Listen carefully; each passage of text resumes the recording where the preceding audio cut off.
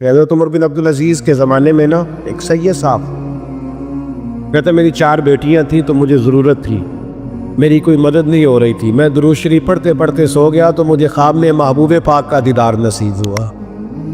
ماتے میں نے استغاثہ پیش کیا کہ حضور پریشان ہوں، بیٹیوں کا باپ ہو، تو نبی پاک علیہ السلام نے فرمایا تو عمر بن عبدالعزیز کے پاس جا۔ عمر بن عبدالعزیز وہ باکمال شخص ہے جو روزانہ 10 سپارے قرآن پاک کے پڑھتا ہے، 10,000 بار مجھ پر درود و سلام پڑھتا ہے۔ کتنے سپارے؟ ہم تو خیر سارے مصروف ہیں، 10 لائنیں بھی نہیں پڑھ سکتے، تو بڑے بیزی لوگ ہیں۔ ہم قرآن شریف پڑھیں گے تو فیس بک کون چلائے گا؟ ہم اگر قرآن شریف پڑھیں گے تو وہ واٹس ایپ پہ ٹائم کون دے گا؟ ہم تو بیزی ہیں، بہت زیادہ مصروف ہیں۔ ہم اگر تھوڑی دیر قرآن شریف کھولیں گے تو وہ جو سیاسی تبصرہ سارا دن کرنا ہوتا ہے وہ کہ گرنا نہ جائے کوئی آسمان سے چیز، ہم تو مطلب بیزی ہے۔ بادشاہ وقت کے بادشاہ 10,000 مرتبہ درود و سلام، اللہ اکبر۔ بس بندہ ارادہ کر لے تو اللہ اسے موقع بھی عطا فرمائی دیتا ہے، اللہ اس کی مدد کرتا ہے۔ 10,000 بار پڑھتے تھے تو نبی پاک علیہ السلام نے کیا خوبصورت بات ارشاد فرمائی۔ محبوب فرمانے لگے 2-4 دن پہلے نا عمر بن عبدالعزیز نے 3,000 درود شریف کم پڑھا ہے، اسے جا کے کہے 500 دینار جرمانہ دے، وہ 500 لے آ، تیرا کام بن جائے گا۔ جناب عمر بن عبدالعزیز کے پاس وہ سید صاحب آئے، کہتے میں سمجھا کسی درویش کا نام بتایا ہے، میں سمجھا کسی خانقاہ کے سجادے کی بات ہے، کسی مسجد کے خطیب کی، کسی ادارے کے محتمم کی بات، لیکن جب میں ان کے علاقے میں آیا میں نے پوچھا عمر بن عبدالعزیز کون ہے، تو لوگوں نے کہا وہ تو ہمارے حکمران ہیں۔ میں نے کہا بادشاہ لے چلو۔ جب میں گیا تو بڑا عالی شان جبہ، سر پر تاج، دائیں بائیں دربار میں لوگ۔ پھر میرے دل میں خیال آیا میں غلط آدمی کے پاس تو نہیں آ گیا، یہ کون شخص ہے؟ لیکن جب میں لوگوں سے پوچھا کہ یہ عمر بن عبدالعزیز ہی ہے، کابو ہی ہے، کہتے میں ان کے قریب گیا، دیکھو راز کھل رہے۔ کہتے میں کان میں جا کے کہا 10,000 درود شریف پڑھتے ہو؟ کہتے انہیں شاخ لگا، جھٹکا، یوں دیکھا، تجھے کس نے بتایا؟ میں نے کہا کوئی ہفتہ سوا پہلے 3,000 کم بھی پڑھا ہے۔ کہتے ہیں وہ تو چتھرنے لگے، فٹافٹ میرا بازو تھاما، کھولنے میں لے دے، کہنے لگے یہ تو میری بیوی کو بھی نہیں پتا کہ میں پڑھتا ہوں، یہ تو میرے خاص خادم کو بھی نہیں پتا، یہ تو میرا اور خدا کا، میرا اور مصطفیٰ کا راز ہے، اللہ رسول سے میرا راز ہے، تجھے کیسے پتا چلا؟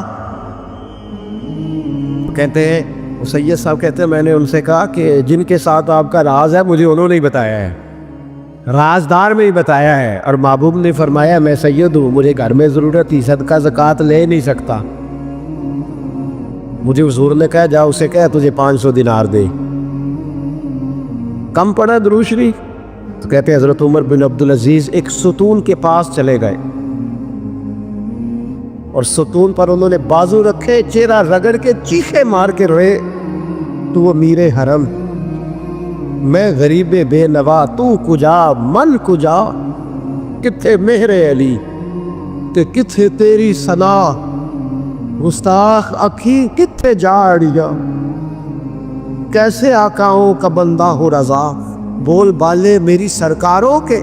رونے لگے، اتنا روئے کہ ان کی طرف سے میں بھی رونے لگا۔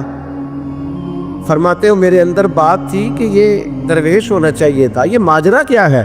فرماتے جناب عمر بن عبدالعزیز جب کچھ ٹھنڈے ہوئے نا طبیعت ان کی، تو بازو سے پکڑ کے مجھے ایک حجرے میں لے گئے،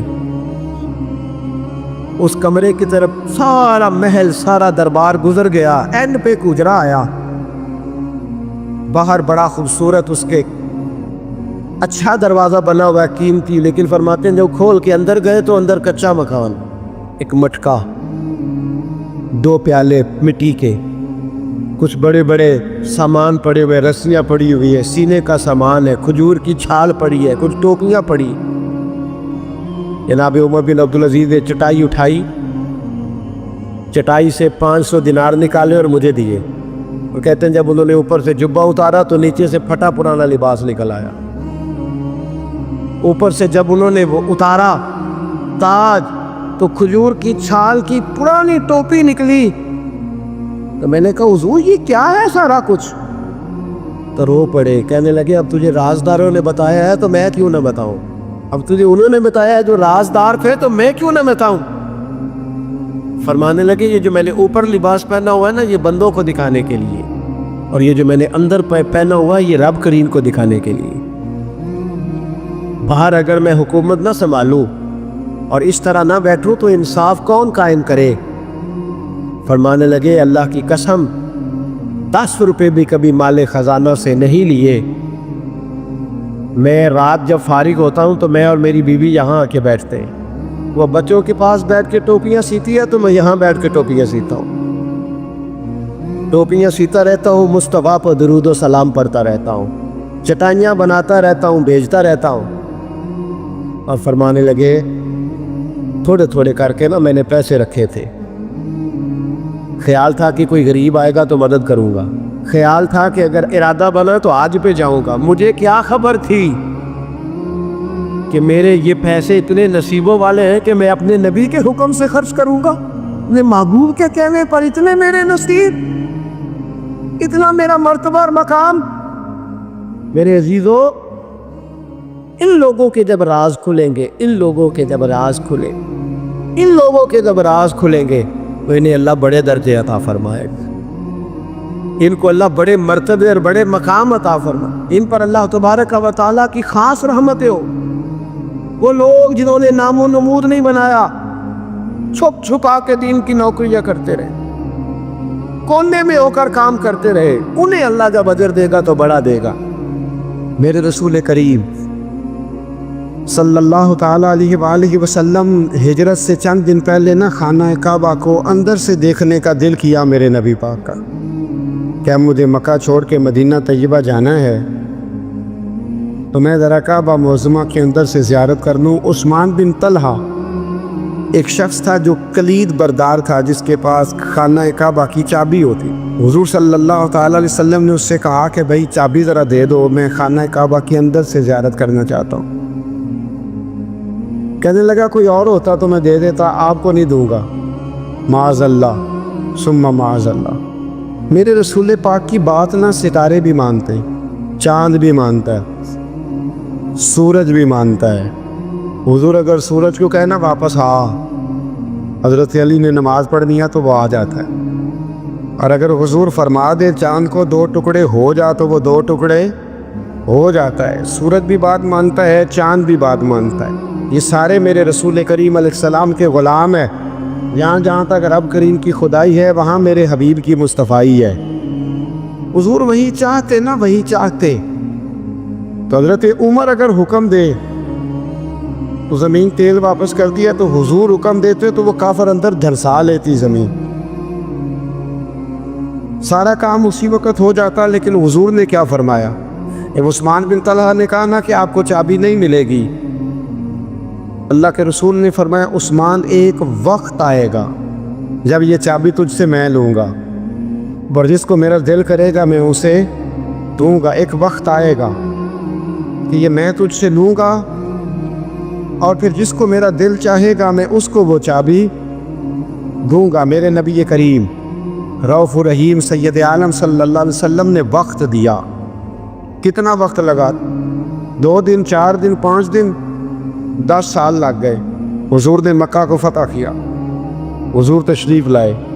وہی چابی عثمان بن طلحہ کے پاس تھی. محبوب کریم نے بت توڑنے تھے, کعبہ کو ان سے پاک کرنا تھا. فرمایا لاؤ نا چابی کدھر ہے؟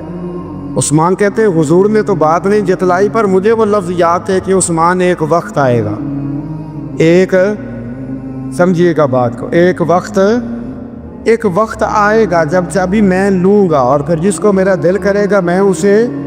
پھر وقت آ گیا, پھر حضور نے چابی لے لی.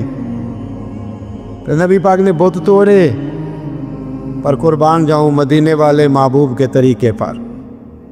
فدا ہو جائیں حضور علیہ الصلوۃ والسلام کے کمال درگزر پر.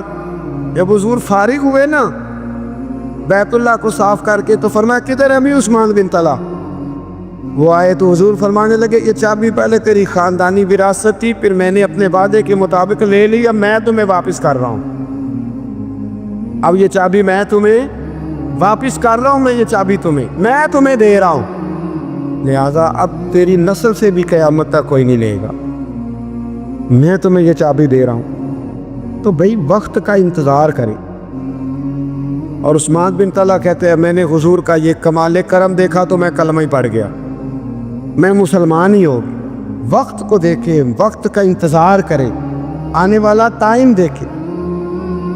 ہم نا ٹائم نہیں دیتے، ہمیں جلدی بڑی ہے، کاروبار ٹھیک ہو جائے تو شام کو ہو جائے، بچہ تندرست ہو جائے تو پھر شام کو ہو جائے، مخالفین ٹھیک ہو جائیں تو شام کو ہو جائیں۔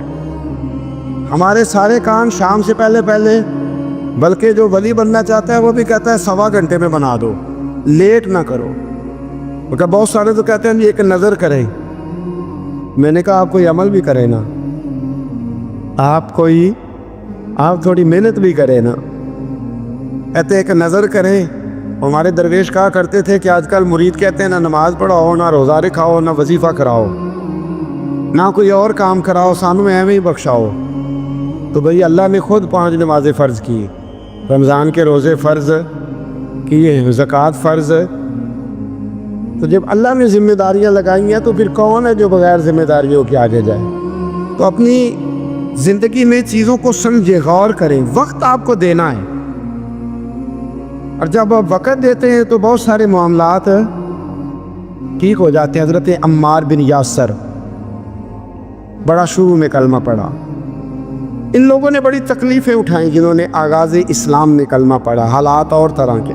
حضرت عمار بن یاسر رضی اللہ تعالیٰ عنہ فرماتے ہیں کہ بڑی تکلیف دیتے۔ حضرت عمار بن یاسر رضی اللہ تعالیٰ عنہ کی جو والدہ ہیں وہ اسلام کی پہلی شہیدہ ہے، حضرت سمیہ ان کا نام تھا، اسلام کی پہلی شہیدہ۔ ان کے زیر ناف ابو جہل نے نیزہ مار کے انہیں شہید کر دیا۔ حضرت عمار بن یاسر رضی اللہ تعالیٰ عنہ فرماتے کہ میرے والد کو اتنی تکلیفیں دی گئیں کہ وہ ان اذیتوں کی وجہ سے دنیا سے پردہ کر گئے۔ حضرت عمار بن یاسر کو خود کافر اتنا مارتے تھے کہ وہ اپنے حواس کھو بیٹھتے تھے اور ایسی باتیں کرتے تھے کہ سمجھ نہیں آتی تھی کہ یہ عمار بن یاسر بول رہے، اتنی سخت اذیت دیتے، اتنی سخت۔ دکھ قبول محمد بخشا، راضی رہن پیارے، دکھ قبول محمد بخشا، بس راضی رہن۔ اتنی تکلیف دیتے کہ حضرت عمار بن یاسر حواس کھو بیٹھتے، تکلیف میں آتے۔